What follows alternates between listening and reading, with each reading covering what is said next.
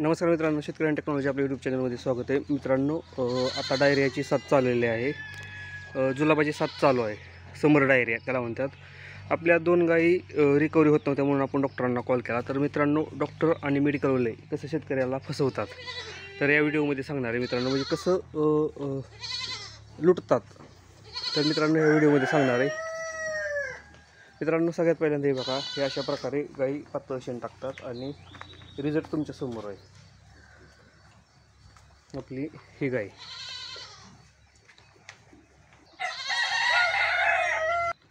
मित्रांनो, 2 गायी आपल्या रिकव्हरी होत नव्हत्या म्हणून आपण डॉक्टरांना कॉल केला.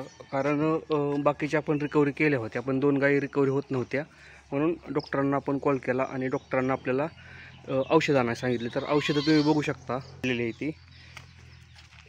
तर मित्रांनो, ही आहे मॉक्सेल.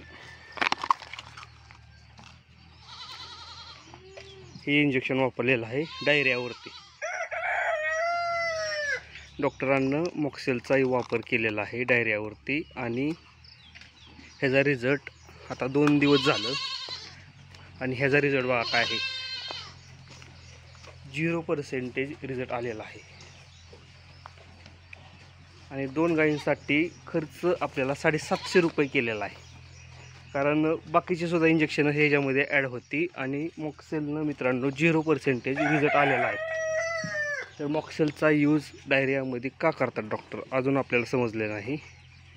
फक्त आणि फक्त कुठल्या तरी एखाद्या गोट्यावरती एखाद्या गायीला रिझल्ट आलेला असेल आणि त्या बेसिसवरती डॉक्टरांनं मॉक्सेलचा वापर केला 2 गायीवरती आणि दोन्ही गायींना 0 रिझल्ट आलेला आहे.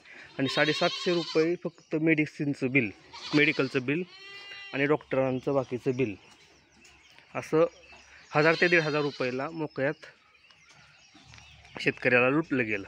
आणि रिझल्ट तर मित्रांनो 0. 1000-1500 रुपये जाऊ द्या, पण त्या प्रकारे आपल्याला रिझल्ट पण आलेला पाहिजे. तुम्ही बघू शकता की गाय अजूनसुद्धा 3 दिवस झालं, 2-3 दिवस झालं गाय अजूनसुद्धा पातळ संडास करते. तर अशा प्रकारे मित्रांनो, मला जर एवढी माहिती असेल त्या क्षेत्रातली तर एवढं लुटलं जातं आहे. कारण मी स्वतः मेडिसिन आणतो आणि मेडिसिनमध्ये कोणत्याही प्रकारचं तिथं मित्रांनो मी स्वतः मेडिसिन घेऊन येतो मेडिकलमधनं. मी डॉक्टरांना आणायला होत नाही, कारण बरेचसे डॉक्टर हे स्वतः घेऊन येतात आणि MRP प्राईजनुसार शेतकऱ्यांना लावतात. MRP प्राईजनुसार मेडिकलमध्ये मेडिसिन भेटत नाहीत, कारण डिस्काउंट भेटलेला असतो आणि अशा प्रकारे डॉक्टर आणि मेडिकलवाले लुटतात. आता समर डायरियाची भरपूर मोठ्या प्रमाणात साथ चालू आहे आणि गोळ्या आणि अशी कोणत्याही प्रकारची अँटीबायोटिक गुरांना दिली जातात. कारण कसं आहे मित्रांनो की शेतकऱ्याला एकतर माहीत नसतं की कोणते अँटीबायोटिक आहे आणि अशा प्रकारची संडास करायला लागल्यावर शेतकरी घाबरून गेलेला असतो. घाबरायची काही गरज नाही मित्रांनो. नॉर्मली तुम्ही गोळ्या चारल्या तरी गायी रिकव्हरी होतात, फक्त टायमिंग लागतो आहे. व्यवस्थितपणे पाणी आणि चारा, सुका चारा, जास्त चारा चारला पाहिजे आणि पाण्याचं प्रमाणसुद्धा, कारण अशा टायमिंगला शेतकरी पाणी गायींना कमी पाजतात. असं करू नका. पाण्याचं भरपूर प्रमाण पाजा.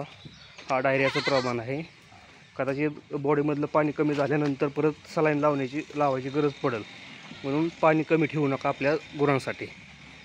आणि मित्रांनो, चांगल्या डॉक्टरांना रेफर करा. सगळ्यात महत्त्वाचं म्हणजे असं कोणत्याही प्रकारचं औषध किंवा मेडिसिन वापरू देऊ नका आपल्या गायीवरती. ह्याचा रिझल्ट कदाचित निगेटिव्ह होऊ शकतो. मित्रांनो, व्हिडिओ जर आवडला असेल तर व्हिडिओला लाईक करा, चॅनलला सबस्क्राईब करायला विसरू नका.